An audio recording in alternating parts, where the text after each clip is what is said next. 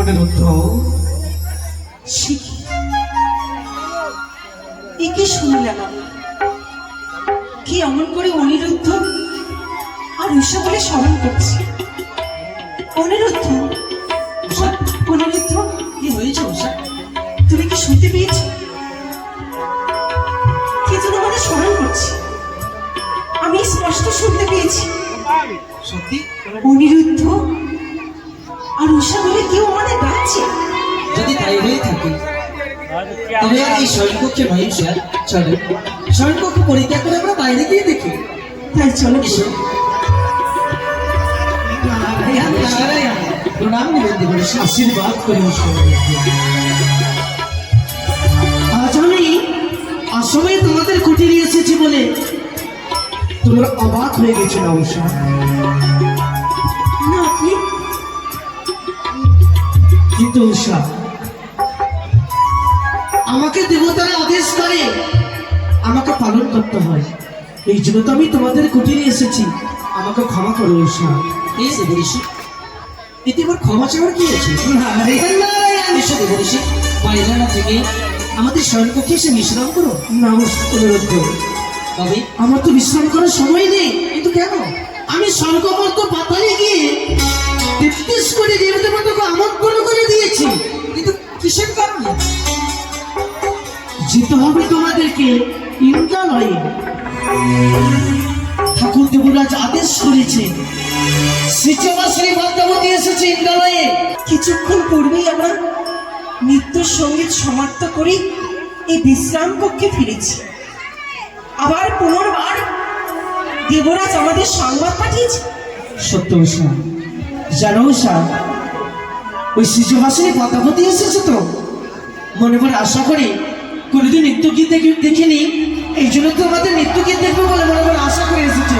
চলো চলো, বিলম্ব করো না, আমার ঢেকির বাহনে চলে চলো ওই ইন্দ্রালয়ে। ঠিক বলেছ দেবরিষি, আমাদের কর্তব্য হলো তাই। দেবতাদের মন জয় করা আমাদের একান্ত দরকার। তাই সে জোয়ারে বেদিনী, শিবনন্দিনী, জগতী জননী, সেই দেবী মনসায় এসেছে যখন, আমরা যাবো দেবরিষি, আমরা যাবো সেই অমরাবতীতে নৃত্য করতে। উষা, তুমি কেন বুঝতে চাইছো না অনিরুদ্ধ? তুমি হঠাৎ করে থমকে থাকে কেন দিলে উষা? এই ক্লান্ত শরীর নিয়ে নৃত্য সঙ্গীত প্রদর্শন করতে পারবে তুমি ইন্দ্রলোকে? আর কি যে হবে উষা আমাদের? কেন ছিল নতুন দেবীর আবির্ভাব হয়েছে অমরাবতীতে, সেই দেবীর যদি মন জয় করতে পারি তাহলে আমরা অনেক অনেক উপহার পাবো উষা, অনেক আশীর্বাদও পাবো। না, না, আমার মনে যেন কুটার পড়ছে। এই যাত্রায় আমাদের শুরু হবে না, নিশ্চয়ই অমঙ্গল হবে। উষা, দেবশ্রী ম্যাডাম, আমার প্রার্থনা বেশি করুন। আপনি ইন্দ্রলোকে বার্তা জানান, অনিরুদ্ধ উষা কিছুতেই আসতে পারবে না। ক্লান্ত। তাই তো, আমি তো ভুলে গেছিলাম, ক্লান্ত শরীরে উষা অনুরোধন নৃত্যগীত কিভাবে করবে। তোমরা বিশ্রামে যাও উষা, আমি ঠাকুর দেবরাজকে কি বলবো? আমি আসি উষা, আমি আসি। কিন্তু উষা, একটা কথা মনে রেখো, এটা তো আমার বাণী নয়, এই বাণী হচ্ছে ঠাকুর দেবরাজের বাণী।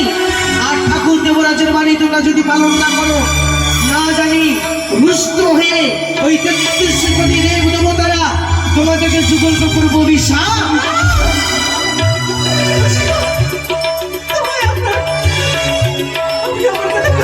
তোমরা কি চাও ওই ৩৩ কোটি দেব দেবতারা রুষ্ট হয়ে তোমাদেরকে যুগল করবো অভিশাপ? আমি চাই না উষা। উষা গো, তুমি ভয় দিও না। হে দেবরিষি, কিছুক্ষণ অপেক্ষা করো, আমরা ছুটে যাবো সেই অমরাবতীতে। বেশ তাই বন্ধু, কৃষ্ণ কৃষ্ণ শুধু শ্রী কৃষ্ণ, কৃষ্ণ বিনা কিছু না, কৃষ্ণ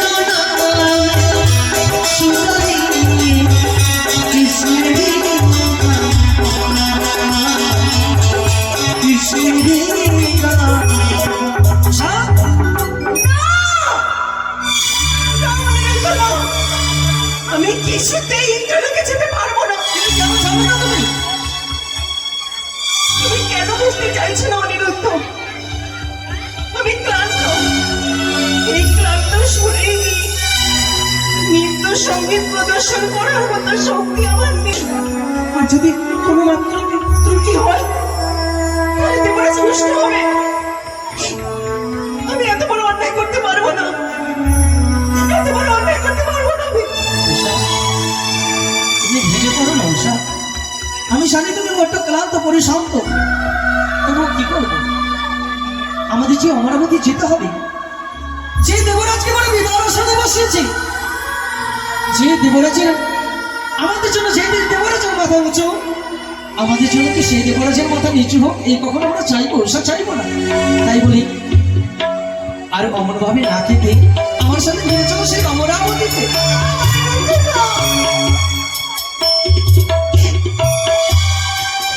আমি কি করে যে তোমাকে বোঝাবো? বারবার আমার মনে গোটা কাজ, এই যাত্রায় যদি আমরা ইন্দ্রলোকে যাই নিশ্চয়ই কোনো বিপদ হবে।